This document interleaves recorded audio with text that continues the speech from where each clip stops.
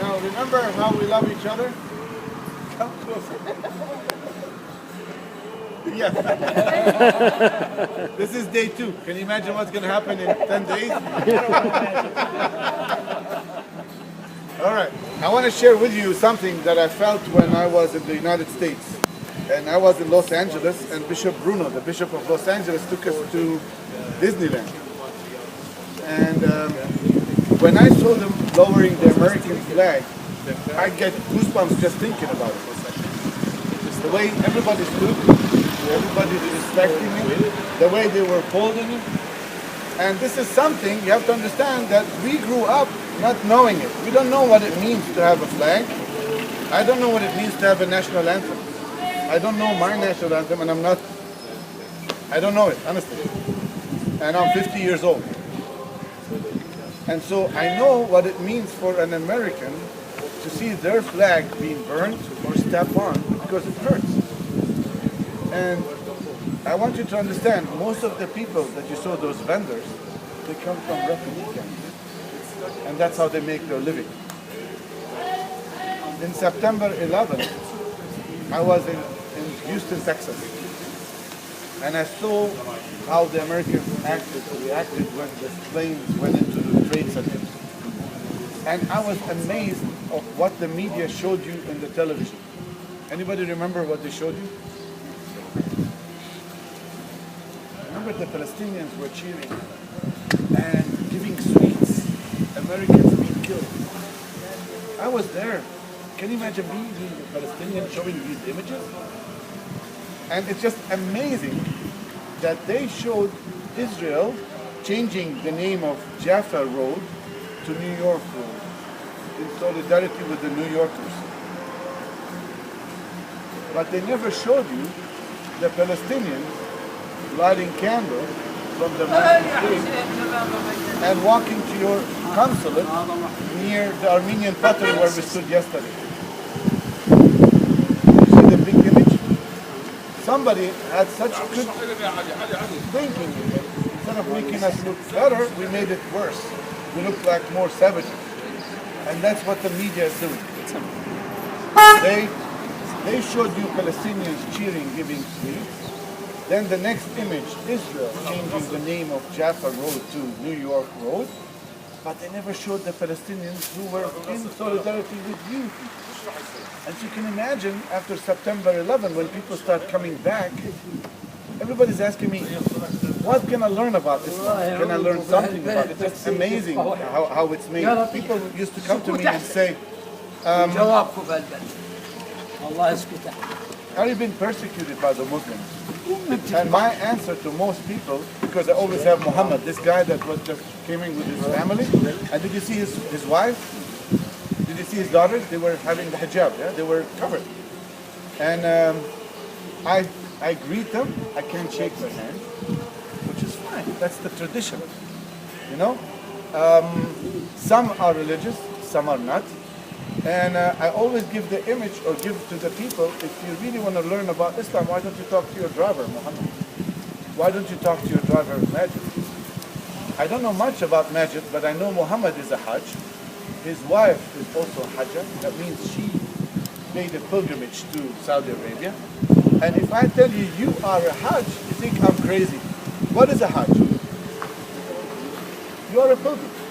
And so even yesterday I learned when I read the Hadith, to become a pilgrim, according to the Armenians, you have to contribute a pilgrimage to the Holy Land, to become a pilgrim. That's something that is in Islam, but I never heard it that in Armenia, to be a pilgrim, you have to make once in your life to come to the Holy Land. It's beautiful. Another story I'd like to tell is that my mom comes from Taipei, and I'm going to take you to Taipei.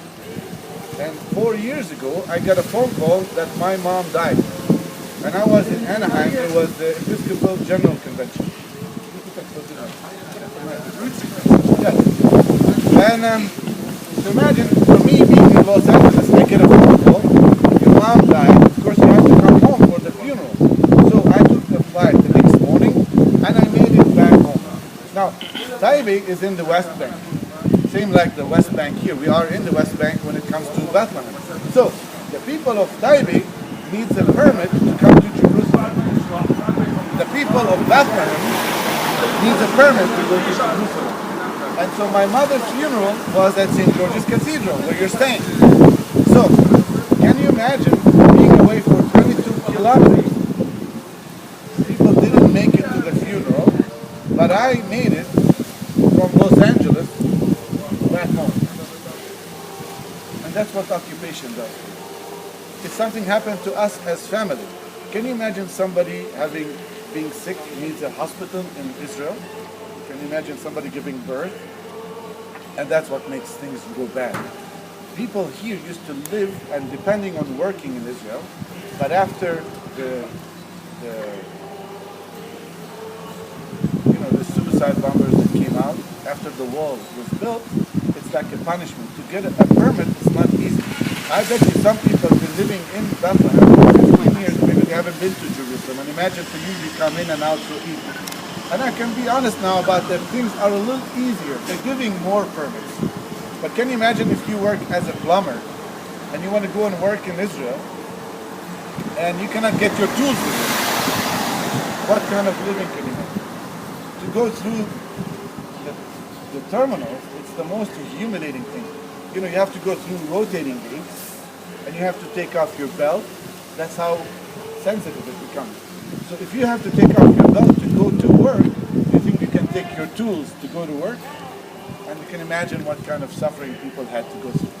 And so now unemployment is still high, but not as high when there was a total closure on Bethlehem. Now you come to Bethlehem, you spend money, you supported one of the shops, there's 20, 50 workers, there's more and more families, and that's how they're making their living. So the pilgrims, the tourists make so much. But people coming here, spending money in restaurants, souvenir places, hotels, and that's what the main income. Who controls the border in Bethlehem or within Bethlehem? To leave Bethlehem, you have to go through checkpoints, and there are 3 of them. If Israel will close those checkpoints, that's when unemployment goes up. That's when you have intifadas. Remember yesterday I mentioned about a cork in a bottle? How long that cork can stay in. Now it is calm. You're going to walk now by the wall, and somebody opened a steakhouse next to the wall, so it's called it the steakhouse wall, or the wall, just like people got numb that it's okay to live next to a wall. That's how dangerous it gets. It's okay to smile and laugh, have a party right next to it. I remember when they were building this, every week I came and there was more and more cement blocks, every week. And can you imagine these people who lived here, they used to cry coming out to talk to our people. But you know what? They don't care now.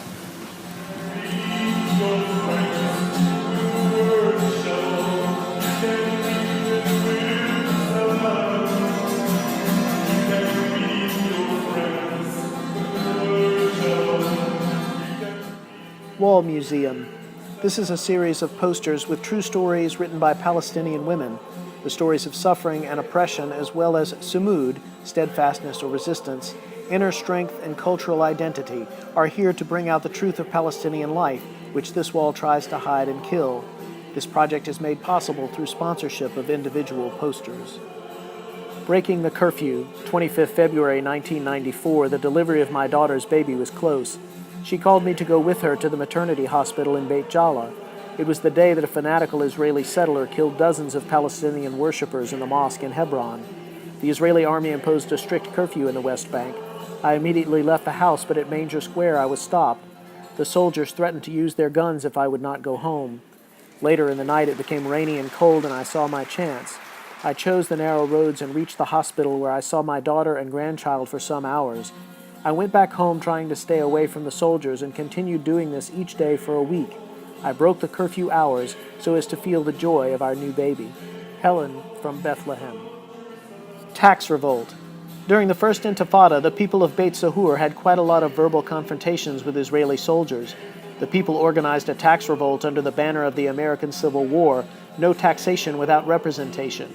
They refused to pay taxes, and after some weeks, the Israeli army came to each of their houses, one by one, to confiscate household items. After their houses had been emptied, some of the Beit Sahuri women told the soldiers, "Please stay. You forgot something.